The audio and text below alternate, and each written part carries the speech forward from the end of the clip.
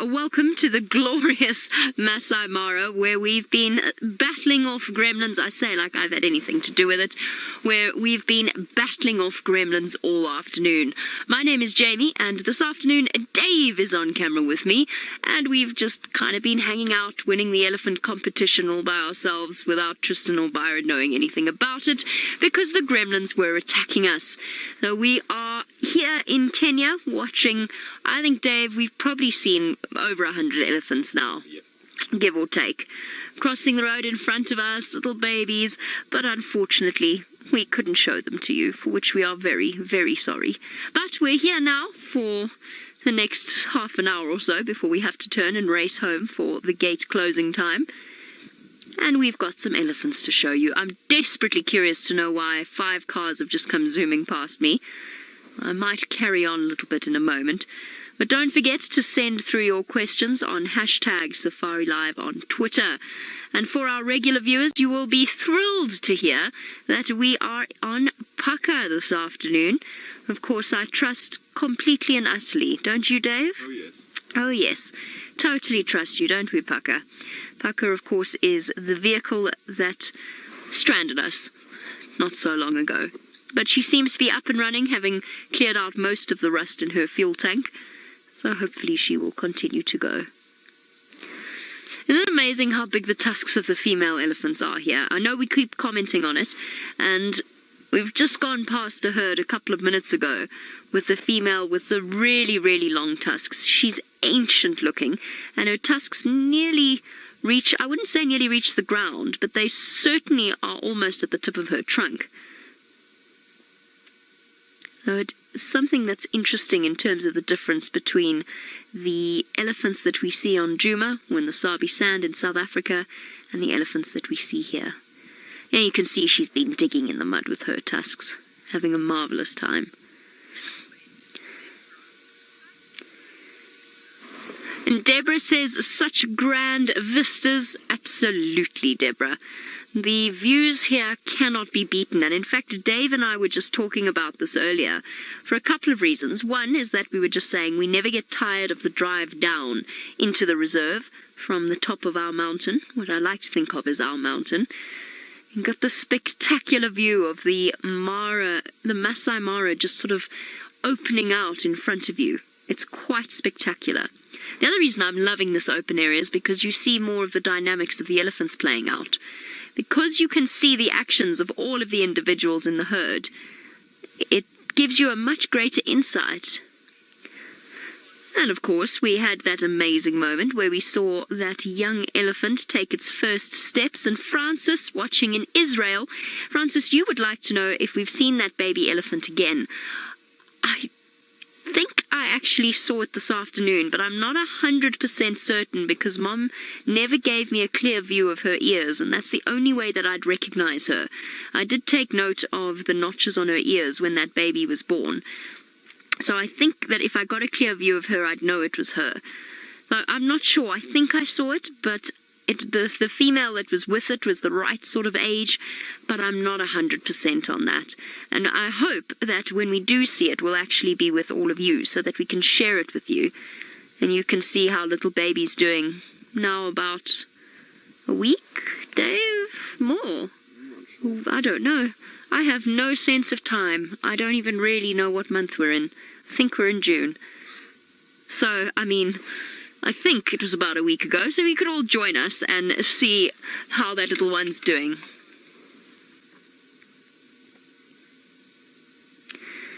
Shelley, you want to know if the tusk size would be different depending on the vast array of food that there is here.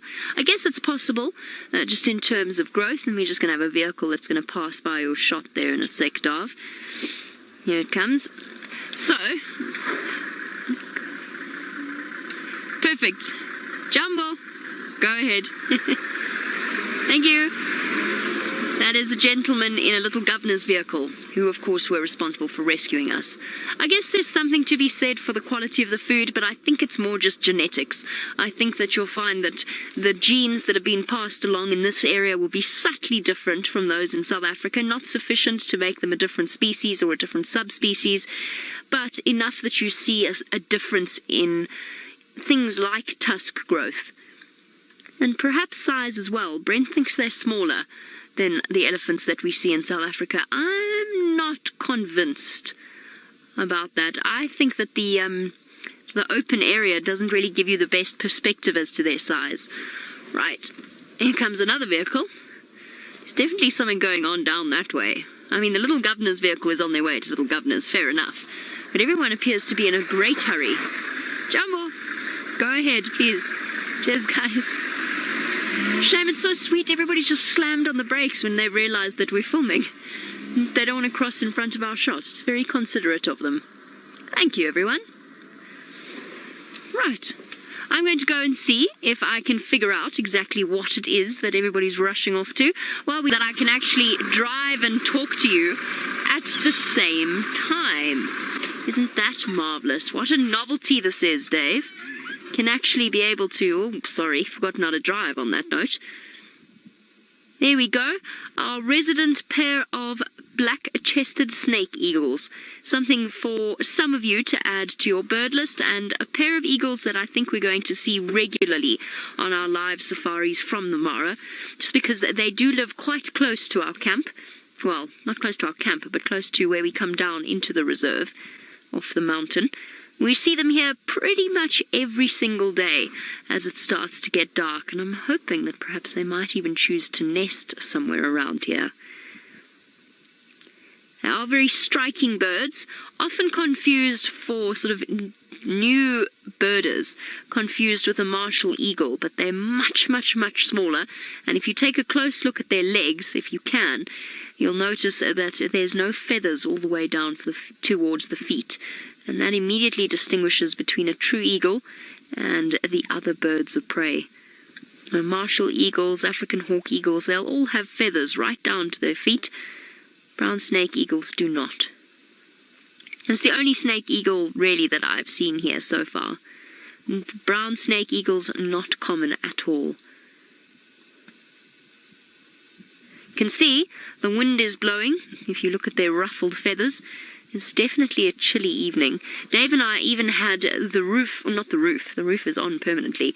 We nearly had all of our rain covers down. We did actually have most of them down, tucking in for a big storm, but it seems as though it's blown away. Mario, you say they look white-chested. What a silly name the ornithologists have come up with for a bird with a white chest, but called a black-chested snake eagle. It's because, just in terms of bird anatomy, in terms of the definition, when you look through a bird book and you look at the different descriptions of the area, the chest is actually technically really quite brown, but let's go with black because that's what they've called it. And then the belly is white. So the underside is white, but the chest part is actually quite dark.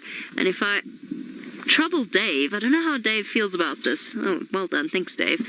I put my bird book away in the fear that it was going to get soaked in the rain. And there we go. Let me just find you a picture. Now, I take your point, though. They look a lot as though they've just got white bellies. And there we go. That's what they look like in flight. I haven't had a chance to wash my hands yet today, so you just have to ignore my fingernails. We've been moving campsites, so it's been a little bit busy. There you go. There's the black-chested snake eagle, and that's the chest part. And Michelle, you say, while we look at the dark head and dark chest, you say that they look like a Batman, with the wind ruffling their feathers like that. Absolutely. I wonder how Craig feels about that. Craig, of course, being our camp Batman.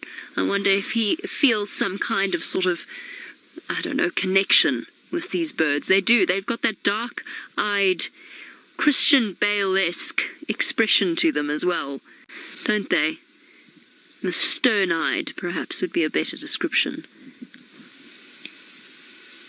Actually, they just look really cold. All fluffed up against the wind.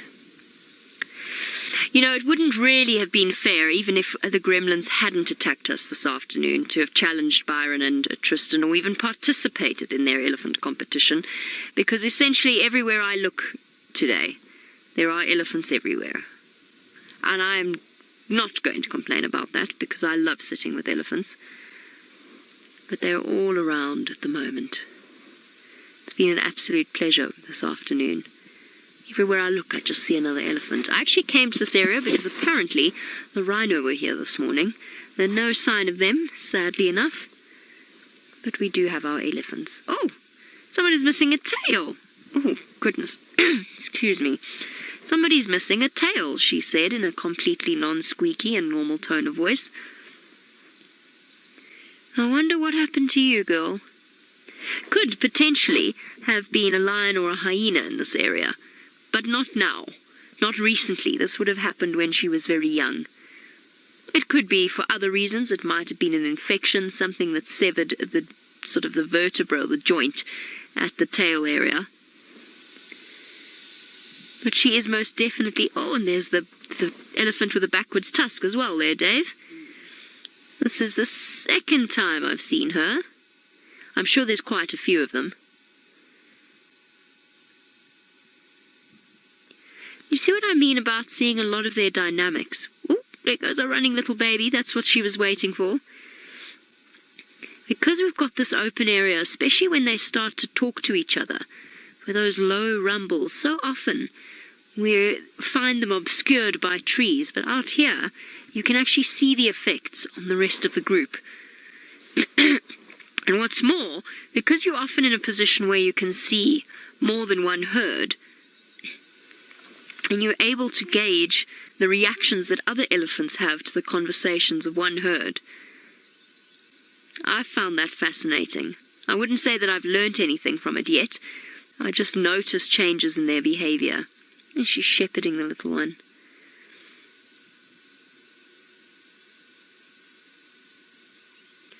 So not quite Fang, not quite the tusk the size of Fang's backwards facing tusk, but I'm sure we're going to see lots of these elephants out here. Just because we're going to see lots of elephants. I wonder, should I move forward a little bit? Oh, I think that's a good idea. I'll just wait for this elephant family to come out in front of us.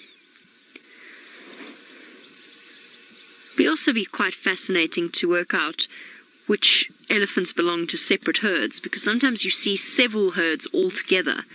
I'd love to know the dynamics behind that as well. Well, that was quite a steep hill, wasn't it, little boy? Here you go. Hello, lady. Okay, let's go closer. Fortunately, we've got the very subtle sounds of Pukka to help us sneak up on them.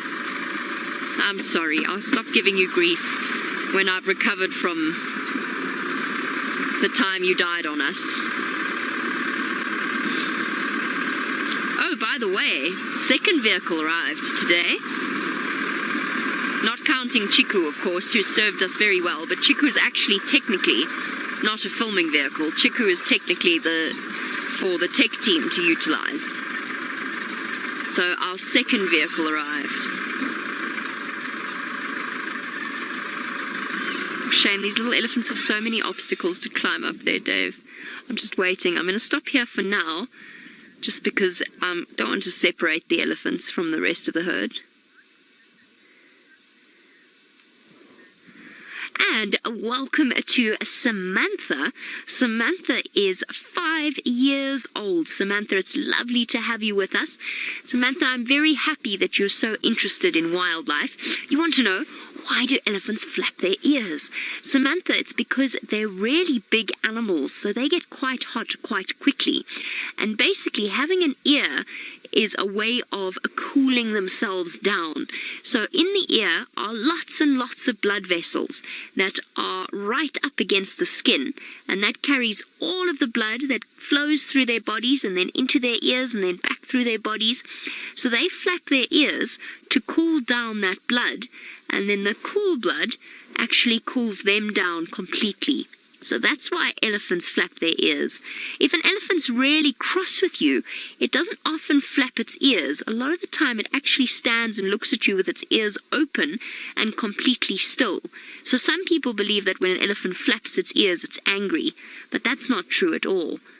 It's to help to cool them down. And you'll see on a cool and cloudy evening like this evening, they don't flap their ears too much.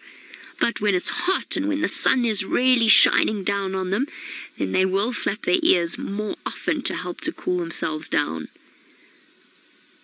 And thank you, Samantha, for sending through your question. I hope you're excited to be seeing what's happening out here right now in Kenya and South Africa as well. There's the great Olololo escarpment. I love that name, the Olololo. Every day we pass by the Olololo gate as well.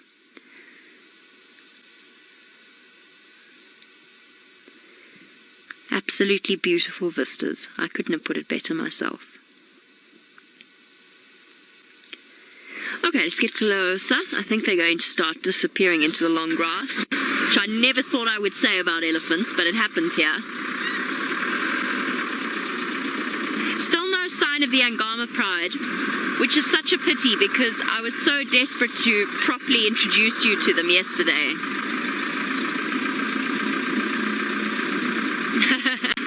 Laurie, yes, it's a diesel engine. You are absolutely correct. We are diesel for now. So the gentle, quiet sounds in comparison of things like, of vehicles like Rusty and Wendy, Chiku and Paka, and what's the new one's called? Kito. Yeah. Kito. Yeah, are all diesel.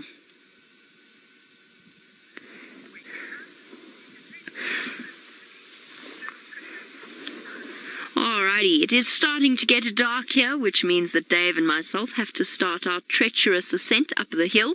Let's go and find out what Tristan plans to find for your evening.